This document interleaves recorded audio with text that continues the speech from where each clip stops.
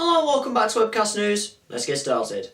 I'm just going to quickly talk about the 87th annual Oscars ceremony where Birdman took home the Best Picture award, Eddie Redmayne took home the Best Actor award for his role in The Theory of Everything, and Julianne Moore took Best Actress award with her role in Still Alice. If you want to go and check out the rest of the list, there is a link for an article down below where it has all the winners and also the nominees in each category, so you can go and check that out if you want to. But in more sad and pressing news, it is more news about terrorism, and there are two main stories that came out over the weekend. First is the news of 3 British teenage girls who flew out to Turkey and then to Syria to go and join the ISIS militant group.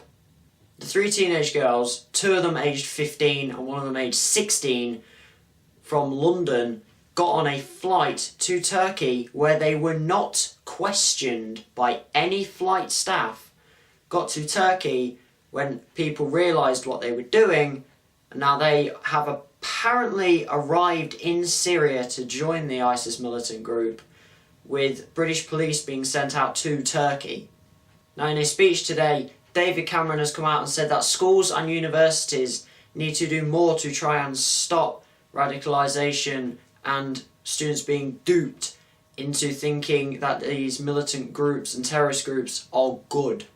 This is because it is thought that these 3 teenage girls started to want to join ISIS through things on the internet, which is normally the easiest thing to blame. But whether it is the internet, the school says that they don't allow access to social media sites, whether it's something from home or in just looking on the computer at home, I don't know. No one really knows at the minute.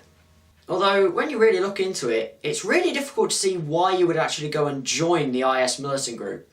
Because they've been reported to kill children and sacrifice children with no remorse. Girls are expected to be married by the age of 9, and women are expected to stay at home the entire time. So it's strange to see what made them think that this would be a good move. And following on from that, Al-Shabaab, an Islamic extremist rebels group from Somalia, released a video stating that Muslim men should attack malls in the Western countries. Now, 3 malls were specifically named, and these were the Mall of America in Minnesota, the West Edmonton Mall in Canada, and Oxford Street shopping area in London. The video also reportedly shows 6 minutes of graphic scenes and terrorists celebrating a 2013 attack on a mall in Nairobi, Kenya, which killed over 60 people. I have to say, this is one of the most cowardice things I've ever heard in my life. You are a terrorist group. Everyone hates you. And you have the guts to stand in front of a camera, similar to what I'm doing, but instead of, reporting news or trying to make a video to help people, you are standing there telling people of the same religion, almost all of whom hate you as well, to go and bomb somewhere, even though it is a religion that doesn't like you. Nobody likes you at all, and you are trying to say this to people you don't even know in countries you don't even know.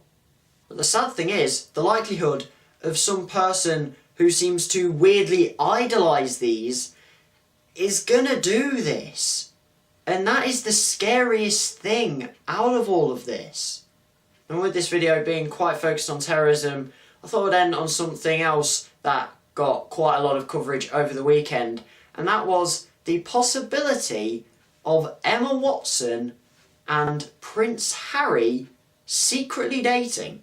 Now, Prince Harry is obviously part of the British royal family and is 4th in line to the throne, and, well, pretty much everyone knows who Emma Watson is, but for those of you who don't, which is about 1 person I should think, she's an actress and women's rights advocate. Now, this report was released by Australian magazine Woman's Day, where they said that a close source to them was reporting that Emma Watson and Prince Harry were secretly dating. Now I said, this blew up and trended on pretty much everything. Even though most sites don't even have trends, it was still doing it, it was that big. However, Emma Watson killed any hope of this yesterday afternoon by tweeting, "World," with a nice little love heart, "remember that little talk we had about not believing everything written in the media?" Of course now in this tweet she's not actually referencing any specific thing, but we all know what that means. And of course there was a lot of talk that if they were in a relationship and anything did actually happen, Emma Watson would become a princess. But of course, Emma Watson, being the seeming genius she is, managed to get this back to campaigning for equality for all by saying that also, marrying a prince, not a prerequisite for being a princess. In this tweet, she linked to a clip from a 1995 film called A Little Princess, with a clip entitled "All Girls Are Princesses." So on that slightly less terrorism note, that is it for today's video.